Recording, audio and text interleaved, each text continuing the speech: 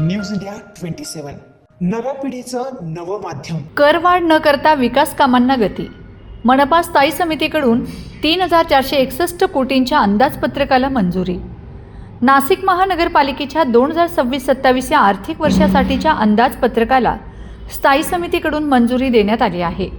विशेष म्हणजे कोणतीही करवाढ न करता शहरातील विकास कामांना गती देण्याचा संकल्प यामध्ये मांडण्यात आला आहे।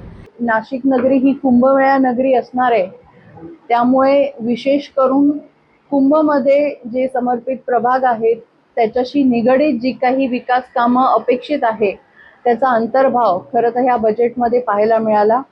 त्याचप्रमाणे आधी आयुक्तांनी सादर केलेल्या बजेटमध्ये सगळ्याच नगरसेवकांना 122 नगरसेवकांना कमी निधी होता, कमी प्रभाग विकास निधी होता आणि आता सर्व प्रभागामध्ये जर आपण एक ॲव्हरेज बघितलं तर 8 ते 9 कोटींची तरतूद खरं तर स्थायी समितीने पकडली आहे। काही प्रभागांमध्ये जिथे विस्तार जास्त आहे आणि जिथे कामं खूप धरली गेली आहे, रस्त्याची कामं राहिली आहेत, अशा प्रभागांमध्ये जादा निधी धरण्यात आलेला आहे।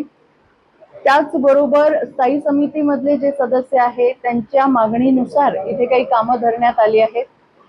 साधारण सभागृहाचा जर विचार केला तर आयुक्तांनी दिलेल्या बजेटपेक्षा स्थायी समितीमध्ये त्यांना प्रत्येकाला जास्त निधी दिला आहे। नाशिक महानगरपालिकेच्या आयुक्त मनीषा खत्री यांनी सादर केलेल्या सुमारे 3092 कोटींच्या मूळ अंदाजपत्रकात स्थायी समितीने वाढ करत तब्बल 3461 कोटी रुपयांचे अंदाजपत्रक मंजूर केले आहे। या अंदाजपत्रकात रस्ते, विकास, पाणीपुरवठा, मलनिस्सारण आणि घनकचरा व्यवस्थापन यांसारख्या मूलभूत सुविधांना प्राधान्य देण्यात आले आहे। वाढत्या शहराचा विचार करून विविध विकास कामांसाठी मोठ्या प्रमाणावर निधीची तरतूद करण्यात आली आहे।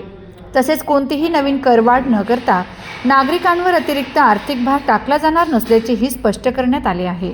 कारण 4-4.5 वर्षानंतर जेव्हा विकास कामं आणि लोकांना आपल्याला सामोरं जायचं आहे तर निश्चितपणे प्रत्येकाला काम दिसणं गरजेचं आहे आणि प्रत्येकाचं काम हो, पण नाशिक शहर म्हणून आपल्या सगळ्यांना एकत्रित विचार करून सगळ्या सभागृहाला न्याय द्यायचा आहे।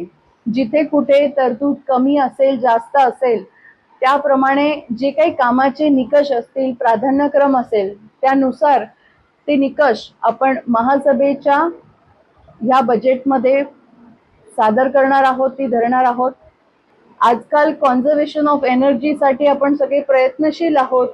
मग राष्ट्रीय धोरण असेल, शासकीय धोरण असेल, त्यामध्ये सोलार एनर्जीचा वापर खरं तर सगळ्यांनी करायला हवा आणि त्याचकरता सोलारने इलेक्ट्रिसिटी कमीत कमी कशी होईल नाशिक शहराची यावरती आम्ही एक मॉडेल ठरवतोय।